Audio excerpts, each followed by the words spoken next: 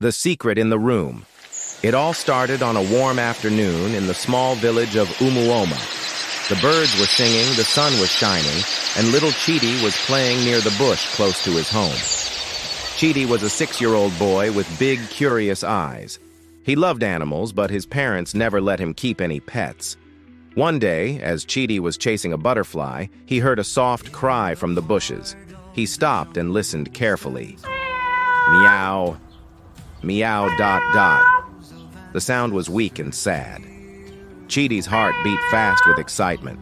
He followed the sound and pushed aside the tall grasses.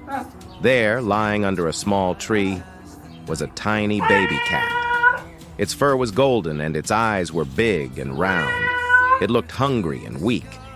Chidi knelt down and touched the little animal. It was soft and warm.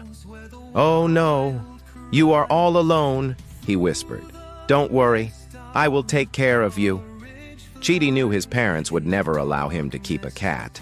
They believed that cats brought bad luck, but Chidi couldn't leave the poor thing to die. He quickly picked up the cat and hid it under his shirt. Then, he ran home. That evening, during dinner, Chidi ate slowly. His parents watched him with surprise. "Chidi, why are you eating like a bird today?" his mother asked.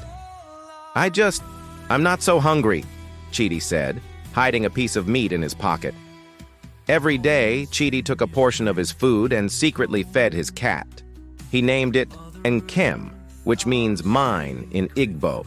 He kept it in the small storeroom at the back of their house. Days turned into weeks. Weeks turned into months. Nkem grew bigger and stronger, but Chidi did not notice something strange. Nkem was growing too fast, much faster than a normal cat. One day, Chidi's father came home with exciting news. "Chidi, you will go and stay with Grandma and Grandpa for some time," he said. Chidi's eyes widened. He couldn't leave Nkem alone. What would happen to his secret friend? That night, Chidi sneaked into the storeroom and looked at Nkem. The cat had grown very big. It was almost as tall as Chidi. Its paws were strong, and its eyes shone in the dark. "Nkem, I will be back soon. Be a good boy," Chidi whispered. He poured a big bowl of water and left some food.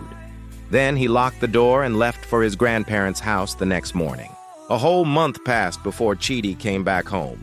The moment he stepped into the house, he ran straight to the storeroom. He had missed Nkem so much. He unlocked the door, smiling. "Nkem, I'm back," he called out. But something was wrong. The room was too quiet. And then, something huge moved in the shadows.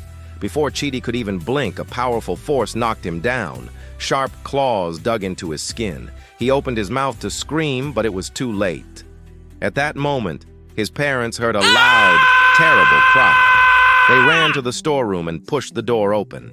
What they saw made their hearts stop. Nkem was no cat. Nkem was a full-grown lion. Chidi's mother let out a piercing scream. His father stood frozen in shock. The lion turned its massive head toward them, its golden eyes glowing with hunger. Blood dripped from its sharp teeth. Chidi's father grabbed a long wooden stick from the corner of the room and waved it in front of the lion. "Get back! Get back!" he shouted, his hands shaking. The lion let out a deep, rumbling growl. It stepped forward, its heavy paws making the floor tremble. Chidi's mother clutched her chest, her knees weak. "Chidi! Chidi! Oh, my son!" she cried. The neighbors heard the screams and rushed to the house. They gathered outside, peeking through the windows. "What is happening?" one man asked. "A lion! A lion is inside!" another shouted. An elder from the village quickly sent for the hunters. "Hurry! We need to stop the beast before it kills again," he ordered. Inside the storeroom, the lion sniffed the air. It seemed confused by the sudden noise. Chidi's father took this chance and grabbed his wife's hand. "We must get out of here," he whispered. Just as they turned to run, the lion roared loudly and leapt toward them. Chidi's father swung the stick with all his strength, hitting the lion on the side of its face. The lion staggered for a moment but quickly regained balance. It let out an angry snarl and charged at them again. The couple ran out of the storeroom, slamming the door behind them. "Lock it! Lock it!" Chidi's mother screamed. His father bolted the door shut just as the lion crashed against it, making the walls shake.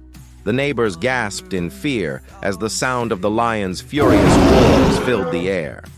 "The hunters are coming!" someone shouted from outside. Moments later, 3 strong hunters arrived, carrying spears and bows. "Stand back!" one of them commanded. The hunters moved carefully, surrounding the storeroom.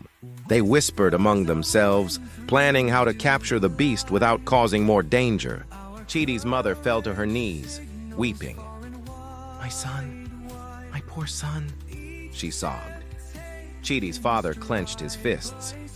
We never knew he was keeping a lion," he said, his voice breaking.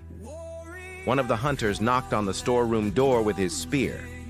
The lion roared in response, slamming against the door again. "It is strong," the hunter said. "This will not be easy." The villagers watched in silence, waiting to see what would happen next. The lead hunter took a deep breath. "We must act fast. If the lion escapes, it will attack the whole village," he said firmly. The other 2 hunters nodded. One of them climbed onto the roof of the storeroom and carefully removed a piece of the thatched covering. He peered inside. "It is pacing back and forth, growling," he whispered. "It knows we are here." "We will have to lure it out," the lead hunter said. "If we open the door, it will charge. We must be ready." One of the hunters prepared a strong rope, tying it into a large loop. "We will throw this over its neck as soon as it steps out, but we must be careful." Chidi's father and some of the villagers stood back, watching with fear in their eyes. The lead hunter held up his hand. "Now!" he shouted.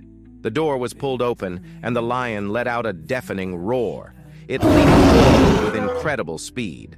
The hunter on the roof dropped the rope, but the lion dodged it and lunged at the nearest man. Screams filled the air. The battle had begun. The hunters worked together, setting a trap for the lion. After a fierce struggle, they finally managed to capture it and take it away from the village.